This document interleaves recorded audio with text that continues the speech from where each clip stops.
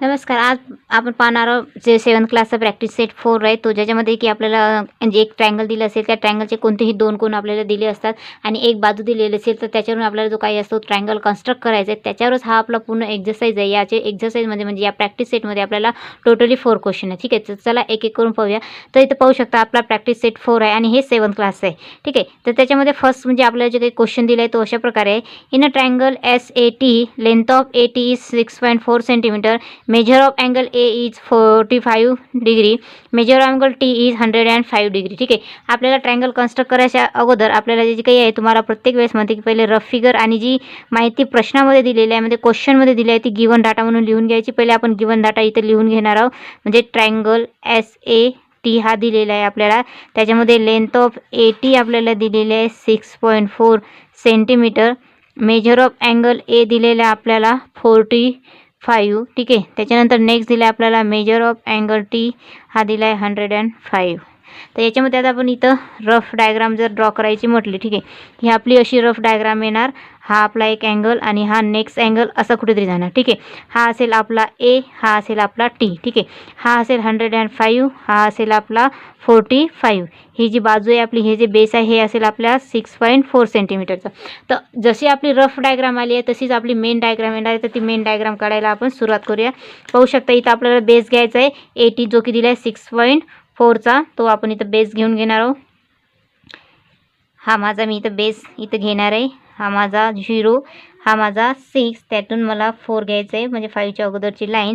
तर 6.4 A आणि हा T हा 6.4 सेंटीमीटर आहे. त्याच्यानंतर मला एक कोन घ्यायचा आहे, तो आहे 45 अंश. नंतर मी Aवर D ठेवणार. A पासून मी तर 45चा माझा कोन घेणार आहे. ठीक आहे, आता Aचा कोन आलेला आहे माझा 45, तो मी असं ड्रॉ करून घेणार आहे. त्याच्यासाठी मी अशी लाईन व्यवस्थित ओढून घेणार आहे. आणि ही लाईन जी तुम्ही ओढणार आहे कोनाची ती पहिलेच थोडी मोठी ओढा, कारण की येणारा नेक्स्ट कोन याच लाईनच्या कोणत्या तरी बाजूवर यायचा असतो. म्हणून ही लाईन मी पाहू शकते इथपर्यंत ओढलेली आहे. म्हणजे इथून सुरुवात केली आणि इथपर्यंत ओढलेली आहे, मोठीच्या मोठी. ठीक आहे, कारण की नेक्स्ट जो कोन आहे आपला, तो कोन कदाचित याला वर कुठेतरी इंटरसेक्ट होणार, तिथं तो आपल्याला पॉईंट मिळणार आहे नेक्स्ट.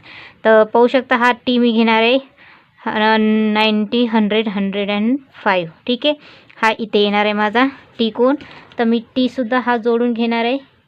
T आणि हा जो बिंदू आला आहे माझा, तो बिंदू आणि हा Tचा बिंदू मला जोडायचा इथं. हे जोडलेलं आहे पाहू शकता.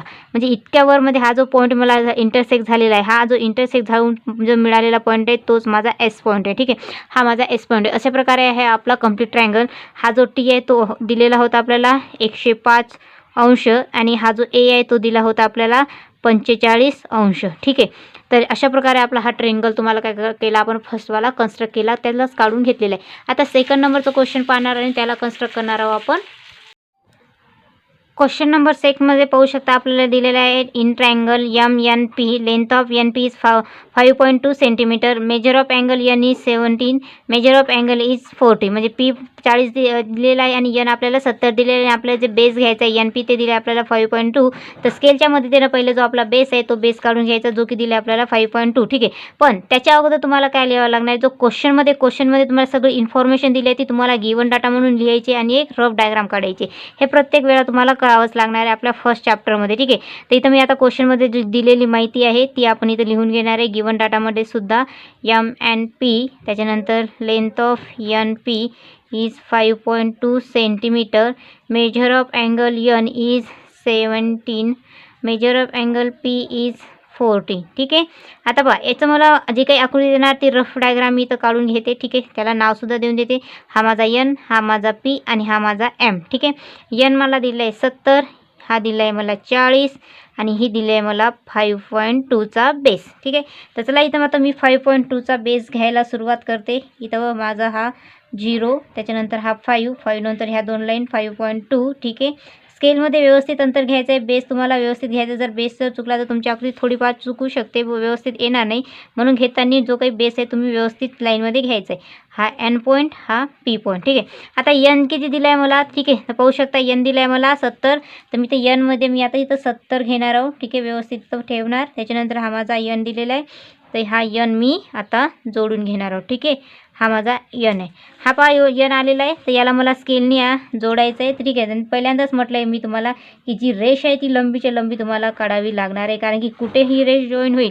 पाहू शकता ही किती मोठी लंबी रेष मी काढलेली आहे. आणि हा जो कंप्लीट कोन आहे हा कितीचा आहे माझा 70 अंशाचा आहे. ठीक आहे. त्याच्यानंतर मी पी घ्यायचा आहे मला 40 अंशाचा. तर ठीक मी पी पण घेते इथं व्यवस्थित. डीचं मापसुद्धा तुम्हाला व्यवस्थित धरायचे. डीचं पॉईंट तुम्हाला व्यवस्थित आलं पाहिजे, कारण की माप हे तुमचं व्यवस्थित आलं डायग्राम व्यवस्थित येणार.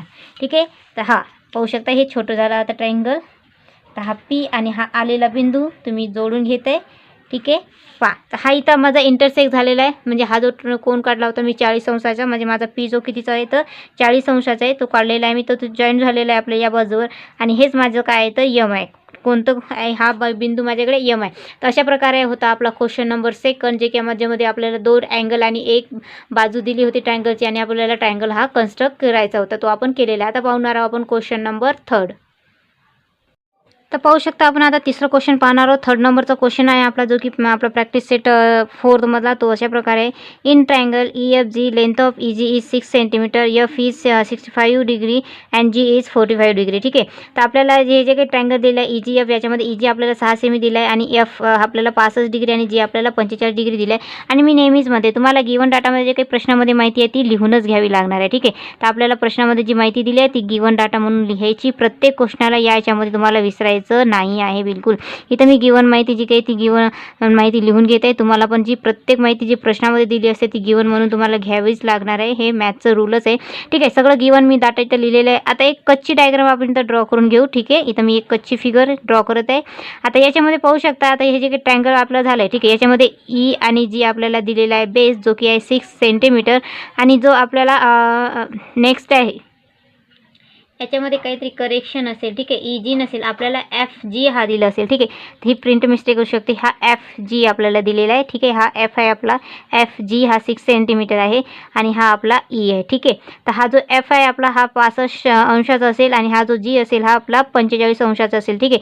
आता याच्यामध्ये आपल्याला माप दिलेले आहे. आता याचं जे काही ट्रायंगल आहे ते कन्स्ट्रक्ट करायला आपण सुरू करूया. ठीक आहे. तर बेस घेणार आहे मी FG 6 सेंटीमीटरचा. इथं मी आता बेस घेते 6 सेंटीमीटरचा माझा बेस इथं मी घेणार आहे. हा माझा 6. ठीक आहे. तर शून्याला अटॅच केला. आता हा माझा F आहे आणि हा माझा G आहे आणि ही कंप्लीट 6 सेंटीमीटरची लाईन आहे. आता याच्यामध्ये पाहू शकता जो काय आपला F आहे तो आपल्याला किती दिलेला आहे 65 म्हणजे 65. ते आपल्याला घेऊन घ्यायचं आहे. मग F वर D ठेवायची. 60 60 नंतरची ही रेष 5. ठीक आहे. आता याला आपण कनेक्ट करून घेणार आहे. ठीक आहे. म्हणजे याला मोठी आपल्याला लाईन्स काढावं लागणार आहे. मी पहिल्यांदाच तुम्हाला म्हटलं आहे की लाईन तुम्हाला घेताना प्रत्येक वेळेस मोठी काढायची. त्याच्यामुळे ही लाईन आपली कशी झाली पाहिजे जॉईंट व्हायला पाहिजे. ठीक आहे. नेक्स्ट घेणार आपण 45. ठीक आहे. याच्यावर मी ट्रायंगलवर ठेवलेलं आहे. हा माझा 40 आणि हा माझा 45. ठीक आहे.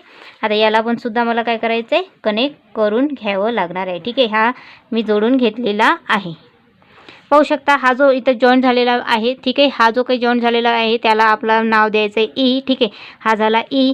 F कितीचा काढला होता आपण इथं ते लिहून घेणार आपण 65चा. E जो काढलेला आहे आपल्याला आपण 45चा काढलेला आहे. अशा प्रकारे आपला थर्डचा जो काही ट्रायंगल आहे तो कन्स्ट्रक्ट झालेला आहे. आता आपण 4th नंबरचा आणि लास्टवाला क्वेश्चन पाहणार आहोत या प्रॅक्टिस सेटमधला.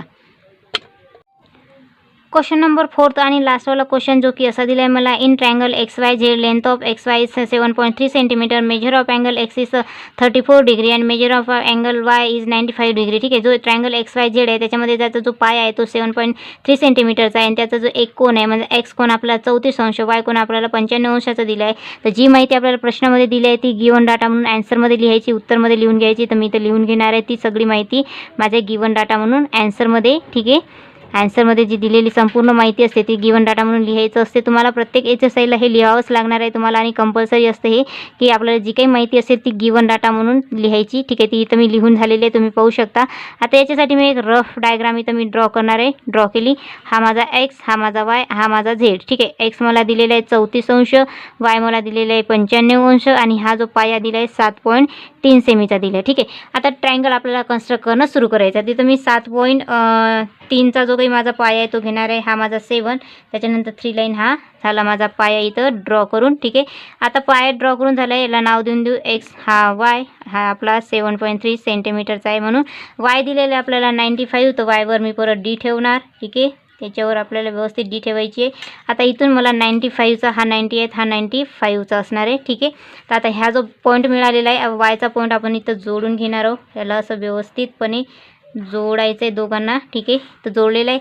नेक्स्ट जे आपल्याला एक्स दिलेलं आहे 34. ठीक आहे. तर हा माझा 30 म्हणजे 30, त्याच्यानंतर 4 लाईन म्हणजे हा इथे येणार. आता हा पण मला स्केलच्या मदतीनं पूर्णतः जोडून घ्यायचं आहे, ज्याच्यामुळे माझा ट्रायंगल हा बनवून तयार होणार आहे. ठीक आहे.